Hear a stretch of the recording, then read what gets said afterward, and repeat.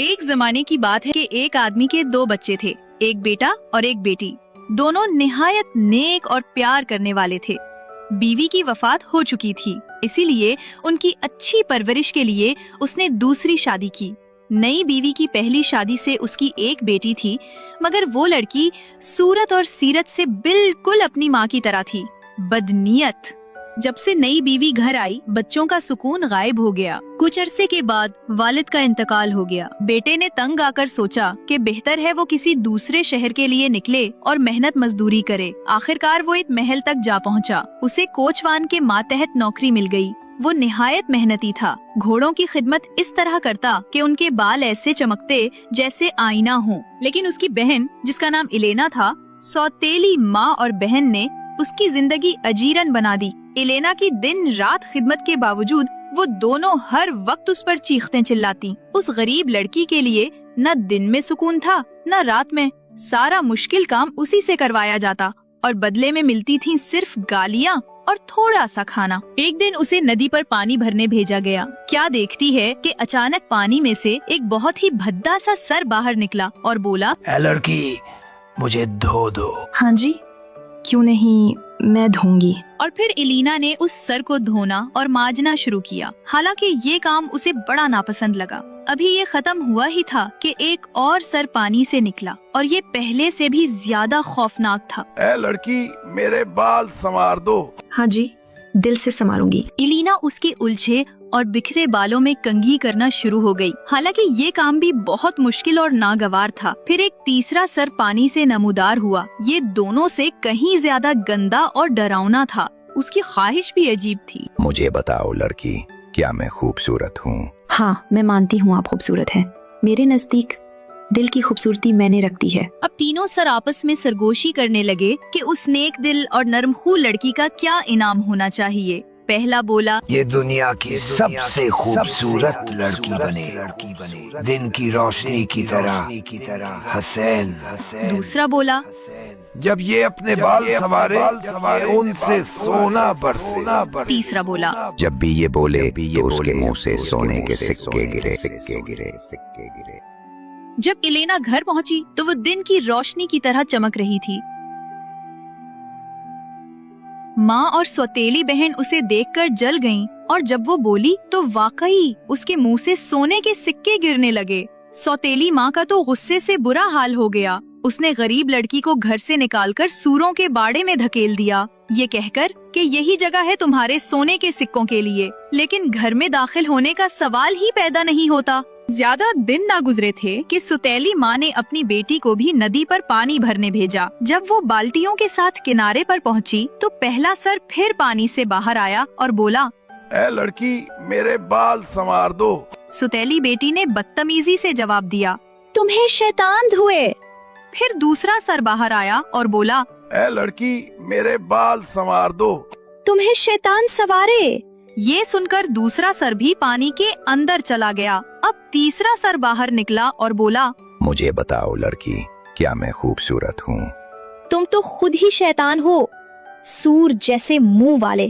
اب تینوں سر پھر آپس میں سرگوشی کرنے لگے کہ اس گستاخ اور بدزبان لڑکی کے ساتھ کیا ہونا چاہیے۔ پہلا بولا، اس کی ناک 4 ہاتھ لمبی ہو جائے۔ دوسرا بولا، اس کے ماتھے پر ایک بڑا سا کانٹے دار جھاڑ اگائے اور جب بھی یہ بولے اس کے منہ سے راکھ جڑنے لگے۔ تیسرا بولا، اس کا منہ 3 ہاتھ لمبا سور جیسا ہو جائے۔ جب وہ گھر واپس پہنچی اور دہار کر بولی، ماں، دروازہ کھولو۔ ماں نے کہا، خود ہی کھول لو میری پیاری بچی۔ نہیں کھول سکتی، میری ناک راستہ روکے ہوئے ہے۔ جب ماں باہر نکلی اور اپنی بیٹی کو دیکھا تو اس پر چیخنے اور رونے لگ گئی، مگر جتنا بھی رو لیتی، ناک اور منہ کی لمبائی کم نہ ہو سکتی تھی، نہ ہی ماتھے کا کانٹے دار جھاڑ غائب ہوتا۔ دوسری طرف بھائی، جو بادشاہ کے استبل میں نوکر تھا، اپنی بہن کی ایک تصویر ساتھ لے گیا تھا۔ وہ ہر صبح اور شام اس تصویر کے آگے گھٹنے ٹیک کر روتا اور دعا کرتا کہ اللہ اس کی بہن کی حفاظت کرے۔ دوسرے نوکر اس کی دعا سنتے اور جھانک کر دیکھتے کہ وہ تصویر کے آگے جھکا ہوا ہے۔ انہوں نے مشہور کر دیا کہ وہ لڑکا ہر روز ایک بت کی عبادت کرتا ہے۔ آخرکار بات بادشاہ تک پہنچی۔ पहले तो बादशाह को यकीन न आया, मगर बार बार सुनने के बाद वो खुद छुप कर देखने लगा। उसने देखा कि लड़का वाकई तस्वीर के सामने हाथ जोड़कर दुआ कर रहा है। बादशाह ने दरवाजा खटखटाया। दरवाजा खोलो। बादशाह अंदर आया, तस्वीर देखी और जैसे पत्थर का हो गया। वो बोला, ऐसी हसैन औरत तो सारी दुनिया में नहीं हो सकती। लड़के ने कहा, ये मेरी बहन की तस्वीर है, अगर वो इससे ज्यादा हसैन ना भी हुई तो बदसूरत भी हरगिज नहीं है। बादशाह बोला, अगर वो वाकई ऐसी ही खूबसूरत है तो मैं उसे अपनी मलका बनाऊंगा। फौरन जा और उसे मेरे पास लेकर आओ। लड़का फौरन वादा करके घर को रवाना हुआ। जब वो बहन को लेने पहुंचा तो सौतेली माँ और उसकी बेटी भी साथ जाने पर जिद करने लगी। सब रवाना हुए। नेक लड़की के पास एक संदूकची थी जिसमें उसका सामान था और एक छोटा सा कुत्ता था जिसका नाम लिटिल फेलो था। ये दोनों चीजें इसे अपनी माँ से मिली थीं। वो चलते चलते एक झील तक पहुँचे जिसे पार करना था। भाई ने कश्ती का चप्पू पकड़ा और माँ और दोनों लड़कियाँ आगे बैठ गईं। कश्ती काफी देर तक चलती रही। आखिरकार जमीन नजर आने लगी। भाई ने इशारा किया और कहा, वो देखो, जहाँ सफेद साहिल दिखाई दे रहा है वहीं हमें उतरना है। एलिना ने पूछा, भाई ने क्या कहा? सौतेली माँ ने झूठ बोला। उसने कहा कि तुम अपनी संदूकची पानी में फेंक दो। एलिना बोली, जब भाई ने कहा है तो मैं ऐसा ही करूंगी, और उसने संदूकची झील में फेंक दी। कुछ देर बाद भाई ने फिर इशारा किया और कहा, वो सामने महल है जहाँ हमें जाना है। एलिना ने फिर पूछा, भाई ने क्या कहा?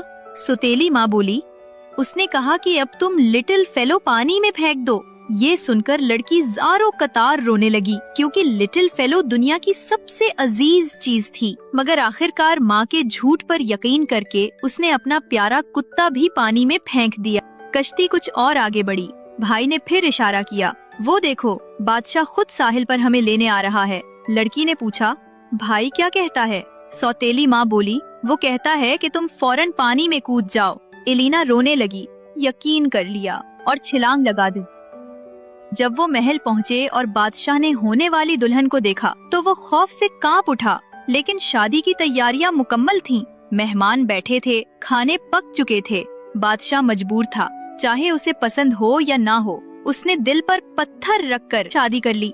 लेकिन बादशाह का गुस्सा शदीद था। उसने एलिना के भाई को सांपों के गड्ढे में फेंक देने का हुक्म दिया। शादी के बाद पहली जुमुरात की रात थी। आधी रात के वक्त महल की बावर्ची खाने में एक निहायत हसीन औरत नमूदार हुई। उसने वहाँ सो रही बावर्चन से नरमी से कहा, जरा मुझे एक कंघी देना। कंघी मिली तो उसने बाल संवारने शुरू किए और जैसे ही बालों पर कंघी चलती उनसे सोना बरसने लगता। उसके साथ एक छोटा सा कुत्ता भी था, वही लिटिल फेलो। वो कहती, दौड़कर जाओ लिटिल फेलो, देखो जरा सुबह होने वाली है या नहीं।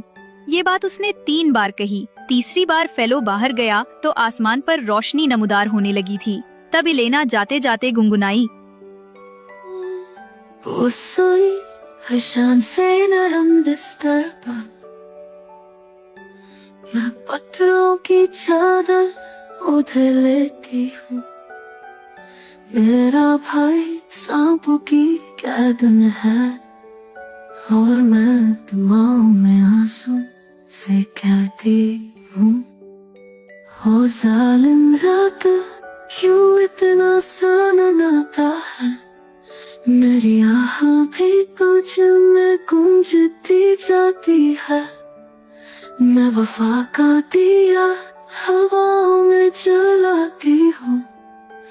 तू बेहिस है लेकिन फिर भी तुझे चाहती हूँ। अब मैं सिर्फ 2 बार और आऊंगी, उसके बाद कभी नहीं। सुबह जब बावर्चन ने ये सब बादशाह को बताया, उसने अगली जुमेरात खुद बावर्ची खाने में जाकर देखने का इरादा किया। मगर झार वाली दुल्हन ने उसे ये बात भुला दी और बादशाह की आंखों पर नींद छा गई।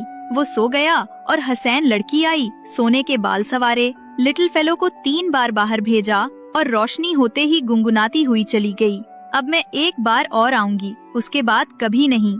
तीसरे जुमेरात की रात बादशाह ने 2 आदमी अपने साथ बिठाए कि वो उसे जगाते रहें और 2 और आदमी झार वाली दुल्हन पर नजर रखने के लिए खड़े किए। रात गुजरने पर झार वाली दुल्हन ने अपने गाने से बादशाह को गुनूदगी में डालने लगी। मगर ऐन उसी वक्त हसैन लड़की आई, कंघी से सोना बरसाने लगी। लिटिल फेलो को 3 बार भेजा जब मशरत में उजाला फैलने लगा तो उसने कहा, अब मैं कभी वापस नहीं आऊंगी। ये कहकर वो दरवाजे की तरफ बढ़ी, मगर बादशाह को थामे हुए आदमी आए और एलेना से कहा कि किसी न किसी तरह बादशाह के हाथ में छोटा सा जख्म कर दे। जो नहीं खून के कतरे गिरे, जादू टूट गया। बादशाह जाग उठा। उसने पूरी कहानी सुनी कि कैसे सौतेली माँ और बहन ने धोखा दिया था। फौरन उसने भाई को सांपों के गड्ढे से निकाला और कमाल ये कि सांपों ने उसे कुछ न कहा था। फिर सौतेली माँ और उसकी बेटी को उसी गड्ढे में डाल दिया गया। अब बादशाह की जान छूटी उस बदसूरत और धोखेबाज झाड़ वाली दुल्हन से, और उसकी असल मलका वापस आ गई जो दिन की रोशनी जैसी मुनव्वर थी। शादी धूमधाम से हुई। उसका चर्चा 7 मुल्कों में हुआ। लिटिल फेलो भी साथ था। आखिरकार दुआओं और बरकतों के साथ ये कहानी अपने अंजाम को पहुंची।